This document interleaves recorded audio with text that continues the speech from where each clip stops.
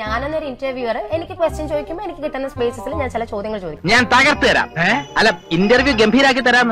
എന്താണ് me to അങ്ങോട്ട് തുടങ്ങിയതാ. അതെ, എനിക്ക് ചേട്ടൻ എന്താണ് മീ ടു എന്ന് ചേട്ടൻ പറയുന്നത് എന്താണ്? എനിക്കറിയില്ല, ഞാൻ ഉണ്ടാക്കിയ വാക്കല്ല. അപ്പൊ ഓക്കെ, എന്തുകൊണ്ട് ഈ ചിത്രം ആൾക്കാർ കാണണം? കവി തല്ലു വാങ്ങിയിട്ടേ പോകുന്നാ തോന്നുന്നത്. എന്തുകൊണ്ട് ഈ ചിത്രം ആൾക്കാർ കാണണം? ഒരു മാറ്റവും ഇല്ലല്ലോ. ചിത്രത്തിനെ പറ്റി മാത്രം ചേട്ടൻ പറയാൻ ചോദിക്കുമ്പോൾ ഞാൻ ആദ്യം തന്നെ പറഞ്ഞത് അതൊക്കെയാണ്. ഇത് ഈ ഉത്തരവൊക്കെ എനിക്ക് ഇഷ്ടമല്ല. എങ്ങനെ പടം കാണണം? കണ്ണുകൊണ്ട് കാണണം, അല്ലാതെ എന്തെന്നാ പറയണ്ട അതിന്റെ ഉത്തരം. ഈ പടം എങ്ങനെ ജനം കാണണം എന്ന് പറയാൻ ഞാൻ എന്ത് പറയാനാണ്? ഞാൻ പറഞ്ഞാൽ നിങ്ങൾ പോയി കാണും. എന്റെ സാറേ, ഞാൻ കാല് പിടിക്കാം. അപ്പോഴത്തെ ഒരു ആവേശത്തിന്റെ പുറത്ത് പറഞ്ഞതാ. ഒരു പടം യൂണീക്ക് ആക്കുന്ന ഒരു ഫാക്ടർ ഉണ്ടാവല്ലോ. അത് പടം യൂണീക്ക് ആകുമ്പോഴല്ലേ ജനം കണ്ട അവരല്ലേ ഉണ്ടാക്കുന്നത്. ഞാൻ ഭയങ്കരനാന്ന് എങ്ങനെയാ പറയണത്? ഇയാളെന്ന് റേഡിയോ ഒന്നും അങ്ങോട്ട് പറയാൻ പറ്റത്തില്ല, പറയുന്നല്ല ഇങ്ങോട്ട് കേട്ടോളാം.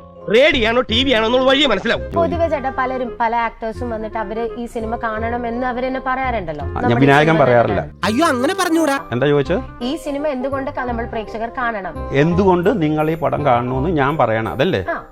നിങ്ങൾക്ക് ഇഷ്ടമുണ്ടെങ്കിൽ കാണും, അല്ലാതെ എന്തെന്നാണ് ഞാൻ പറയേണ്ടത്?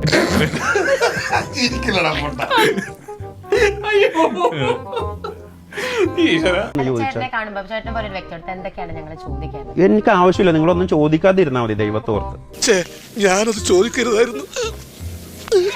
ഒന്നും ചോദിക്കണ്ട, അതാണ്. ഒന്നും പറയാനുമില്ല എനിക്ക്, ഒന്നും ചോദിക്കാനുമില്ല നിങ്ങളോട്. എനിക്കൊന്നും പറയാനില്ല, നിങ്ങളെ കാണാനും താല്പര്യമില്ല. തമാശരിക്കുള്ളൂ. അതിനുള്ള വിവരമൊന്നുമില്ല.